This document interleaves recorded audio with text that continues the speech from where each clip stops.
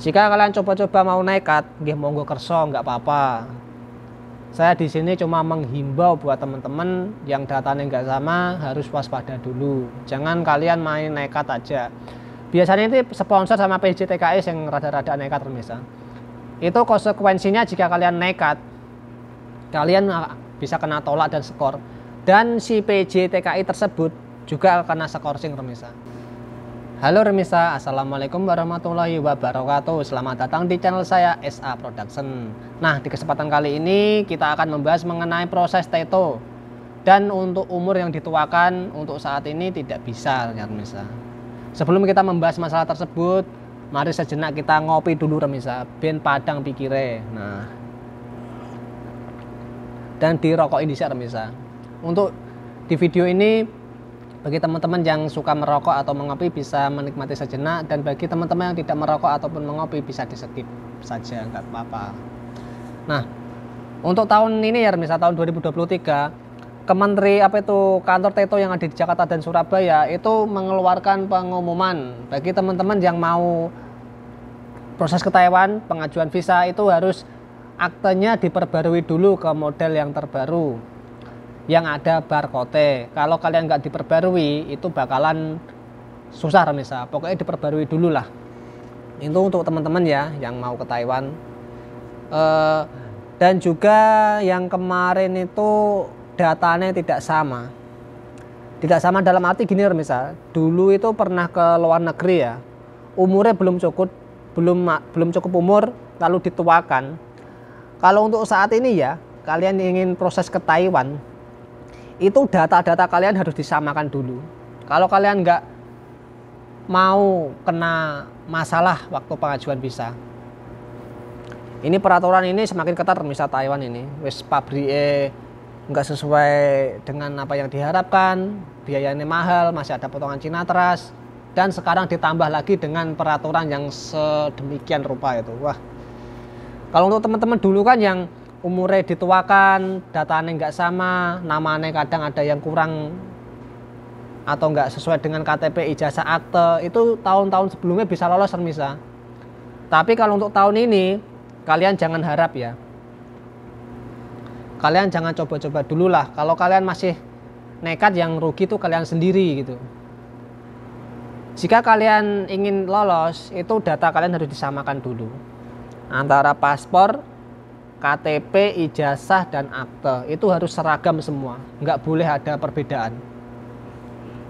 Itu perlu diingat ya buat teman-teman yang ingin lolos di TETO. Jika untuk teman-teman yang masih non ya, belum pernah ke luar negeri, itu nggak ada masalah remisa. Sementing kalian harus mematuhi regulasi yang terbaru ini. Tahun-tahun sebelumnya kan ya wis penak remisa los. Dulu itu ada teman saya remisa umurnya dituain waktu pertama ke luar negeri. Itu tahun 2018 dia lolos remisa dan bisa ke Taiwan.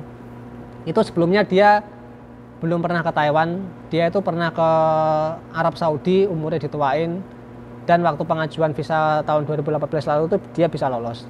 Tapi kalau untuk saat ini kalian jangan harap ya. Jika kalian coba-coba mau nekat, nggih monggo kerso, nggak apa-apa.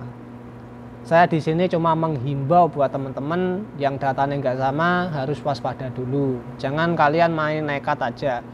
Biasanya ini sponsor sama PJ TKI yang rada-rada nekat remisa. Itu konsekuensinya jika kalian nekat, kalian bisa kena tolak dan skor. Dan si PJ TKI tersebut juga kena skorsing remisa. Karena dia memasukkan visa atau pengajuan yang tidak sesuai dengan regulasi yang ada itu yang rugi kalian sendiri. Karena gini remisa, kalian itu untuk pengajuan visa TETO ke Taiwan itu nggak gratis, bayar remisa. Nek kalian maksa, ya kalian siap-siap kehilangan duit gitu. Nah, lalu ada pertanyaan lagi yang mengenai ekskaburan. Yang namanya kaburan kena blacklist itu macam-macam remisa. Ada kalian yang melakukan tindak kriminal di Taiwan karena kasus yang diputuskan oleh mahkamah di Taiwan, kalian bersalah, kalian di blacklist, itu juga termasuk daftar hitam ya remisa. Lalu masalah kaburan itu juga blacklist. Lalu masalah kalian yang dulunya masuk ke Taiwan resmi, bukan kaburan, langsung kalian nggak ada lembure pabrike, kalian kerja takong, kerja sambilan itu juga melanggar peraturan di Taiwan. Kalian juga bisa kena blacklist juga Remisa. Jadi blacklist di Taiwan itu bukan hanya kaburan, bermacam-macam. Kasus kriminal, kaburan, kerja sambilan itu juga bisa menjadi masalah untuk kalian. Dan kalian yang pernah blacklistan dari Taiwan, kalau untuk saat ini dan sebelumnya itu tidak bisa masuk lagi ke Taiwan Remisa. Lalu ada juga yang kemarin tuh pernah ngomong itu, saya dulu blacklistan mas, kaburan, tapi sekarang bisa masuk ke Taiwan. Walah itu untuk saat ini ya wes, ojo berharap Remisa. Saya di sini ya saya nggak mematahkan semangat kalian, tidak mematahkan harapan kalian, tapi saya berdasarkan fakta di lapangan. Wong yang datanya nggak sama, bukan kaburan saja susah masuk ke Taiwan, apalagi yang blacklistan. Nah gitulah. Kalau untuk saat ini di Taiwan ini lagi gencar-gencarnya pemutihan Remisa. Pemutihan ini kalian yang ex kaburan itu dendanya nggak begitu besar. Kalau nggak ada pemutihan dendanya mungkin bisa puluhan ribu enter misal. Tapi kalau ada pemutihan ya nggak sampai 10.000 lah itu. Di bawah 10.000 dendanya itu.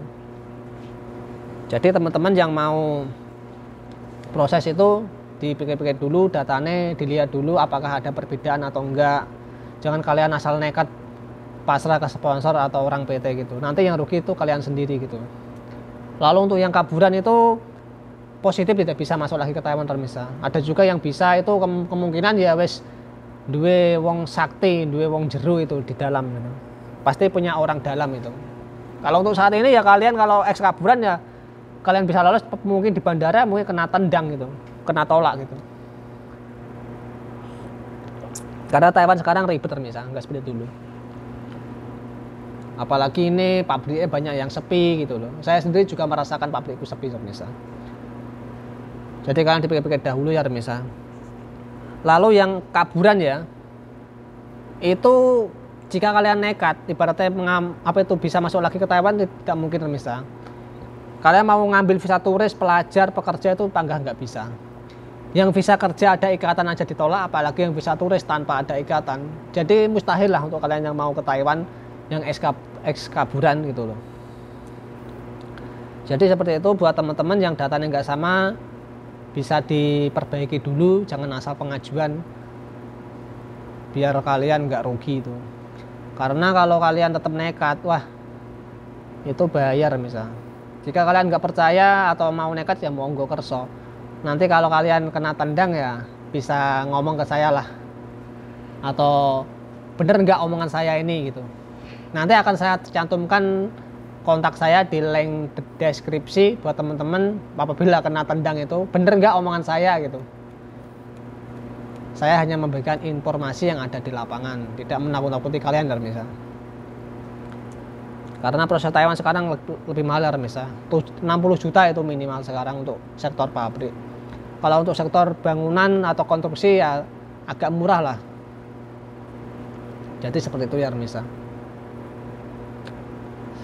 Bagi teman-teman yang sudah di Taiwan, dipertahankan, ya sedikit-sedikit ya ditelateni Remisa, nggak usah panas-panasan ngoyo yang sana dapat segini lebih gede dari kita.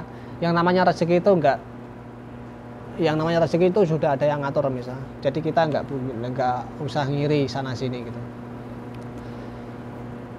Ini untuk khusus Taiwan ya Remisa. Kalau untuk Hong Kong, Jepang, Korea ya itu beda lagi cerita, saya kurang tahu. Yang kita bahas ini adalah di sektor Taiwan. Buat teman-teman ya ingin ke Taiwan ya. Jadi seperti itu yang bisa saya sampaikan. Bila ada pertanyaan silahkan tambahkan di kolom komentar. Dan terima kasih. Wassalamualaikum warahmatullahi wabarakatuh.